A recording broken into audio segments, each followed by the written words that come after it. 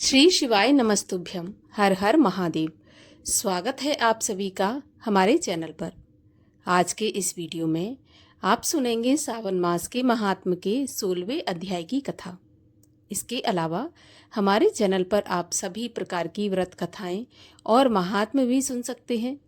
इसके लिए अगर अभी तक आपने चैनल को सब्सक्राइब नहीं किया है तो प्लीज़ चैनल को सब्सक्राइब करके बेल आइकन पर क्लिक कर लीजिए।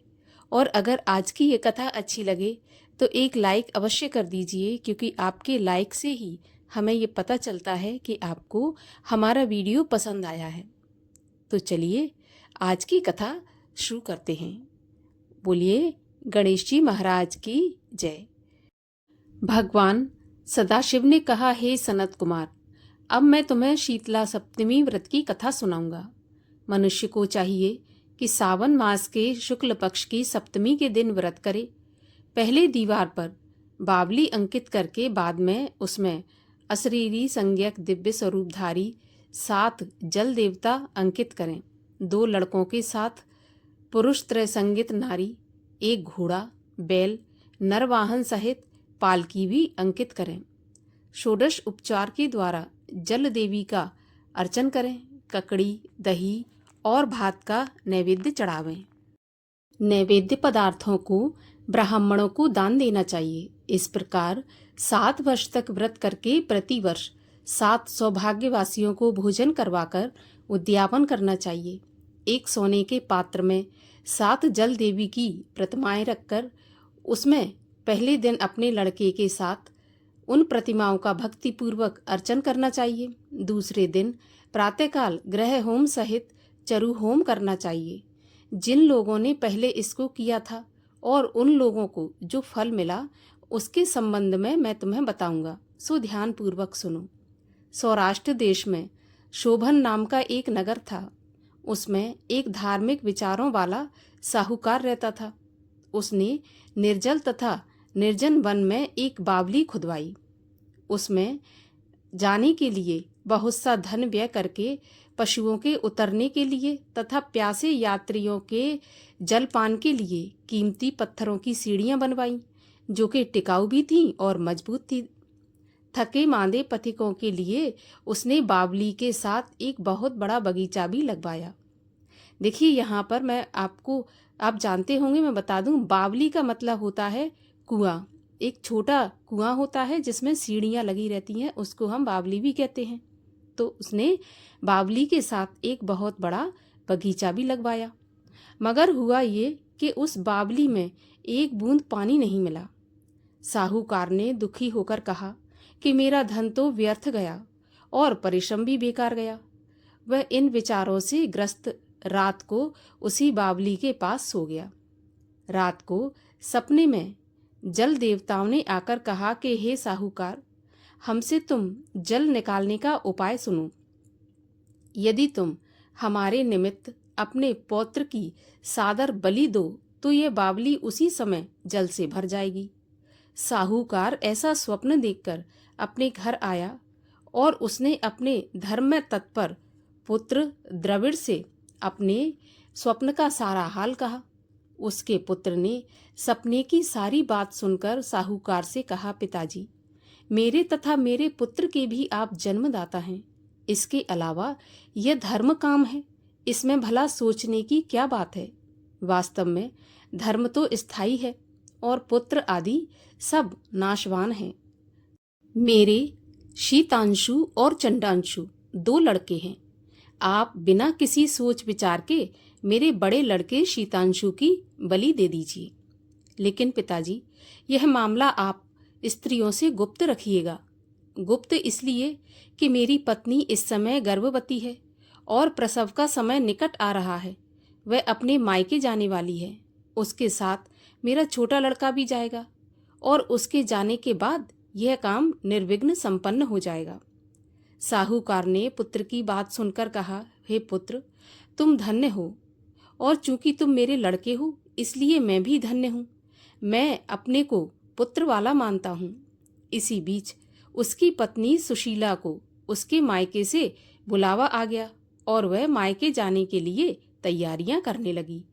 तभी द्रविड़ ने अपनी पत्नी से कहा, कि यह बड़ा लड़का यहाँ मेरे पास रहेगा और छोटा लड़का तुम्हारे साथ जाएगा। सुशीला ने अपने पति के आदेश के अनुसार अपने बड़े लड़के को तो अपने पति के पास छोड़ दिया और छोटे लड़के को साथ लेकर अपने मायके को रवाना हो गई। उसके जाने के बाद पिता और पुत्र दोनों ने मिलकर शीतांशु को तेल मलकर भली भांति स्नान करवाया, कीमती कपड़ों तथा बहुमूल्य रत्नों से उसे सजाया। जब वरुण नक्षत्र पूर्वा आषाढ़ का दिन आया तो दोनों ने उसे बावली के किनारे पर ले जाकर खड़ा कर दिया और कहा, इस लड़के की बलि से जल देवता प्रसन्न हों। बलि देने की देर थी कि बावली अमृत तुल्य जल से भर गई। दोनों पिता पुत्र बावली के सुधा तुल्य जल से प्रसन्न हुए, लेकिन पुत्र के नाश से दुखी होकर अपने घर को वापस लौट आए। उधर मायके में सुशीला के यहाँ तीसरा लड़का पैदा हुआ। जब लड़का 3 महीने का हो गया तो वह अपनी ससुराल वापस लौटी। मार्ग में जब वह उसी बावली के पास आई तो उसे जल से परिपूर्ण देख चकित रह गई। उसने प्रसन्न चित्त उसमें स्नान करके कहा, मेरे ससुर का उद्योग तथा धन का व्यय यथोचित सफल हुआ। उस दिन सावन मास के शुक्ल पक्ष की सप्तमी तिथि थी। सुशीला ने स्नान करके शीतला का शुभ व्रत करके वहीं पर दही तथा चावल मंगाकर स्वादिष्ट पकवान बनाया। जल देवता का अर्चन करके दही चावल और ककड़ी का नैवेद्य देकर वामन ब्राह्मणों को दे दिया। अपने साथ वालों के सहित आप भी दही चावल और ककड़ी का भोजन किया। वहां से सुशीला का गांव 4 कोस पर था। जब सुशीला अपने दोनों लड़कों के साथ बावली से घर की ओर चली तो जल देवता आपस में कहने लगे कि इसका मरा हुआ लड़का इसको वापस लौटा देना चाहिए, क्योंकि इतने बड़े प्रेम से हमारा व्रत किया है। उन्होंने सुशीला का मरा पुत्र जल से बाहर निकाल दिया और उसे विदा कर दिया। जब लड़का पालकी के पीछे माताजी माताजी कहता हुआ दौड़ा, अपने लड़के की आवाज सुनकर सुशीला ने पीछे मुड़कर देखा। वह उसको देखकर चकित रह गई और उसको गोद में बिठाकर उसका सिर सूंघने लगी, लेकिन उसने लड़के से कुछ नहीं पूछा। सोचा, यदि इससे पूछूंगी तो वह डर जाएगा। वह सोचने लगी कि इसने जो बहुमूल्य गहने पहन रखे हैं, यदि इसे चोर ले जाते तो, अगर इसको घर में से पिशाच पकड़कर लाए होते तो यह भला इसे छोड़ते क्यों? इसकी जुदाई के कारण घर वालों का ना जाने क्या हाल हुआ होगा। बस इसी प्रकार सोचते हुए उसका घर आ गया। उसके आने का समाचार सुनकर पिता और पुत्र दोनों सोचने लगे कि सुशीला अब हमें क्या कहेगी और हम उसे क्या जवाब देंगे। इसी बीच में अपने तीनों लड़कों सहित सुशीला मकान के भीतर पहुंची।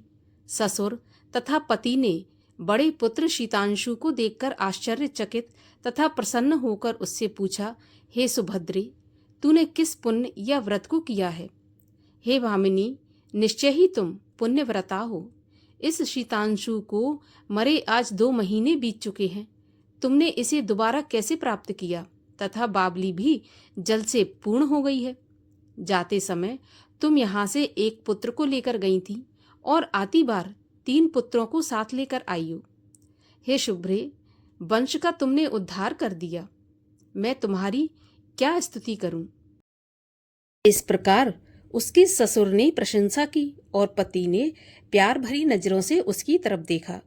सास ने भी उसकी स्तुति की। उसने प्रसन्न होकर कहा कि यह सब सुमार्ग का पुण्य फल है। वह इस प्रकार से मनोअभिलाषित भोग भोग कर परम आनंदित हुए। हे तात, तुमसे मैंने ये शीतला सप्तमी का व्रत कहा। इसमें दही चावल, ठंडा शीतल ककड़ी, फल, बावड़ी, जल तथा शीतला देवता कहे गए हैं।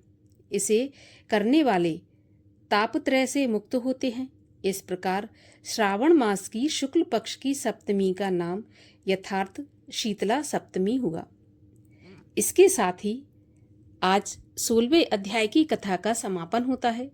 कथा आपको कैसी लगी कमेंट बॉक्स में अवश्य बताइए लिखकर, और आगे की कथाओं को सुनने के लिए चैनल को भी सब्सक्राइब कर लीजिए।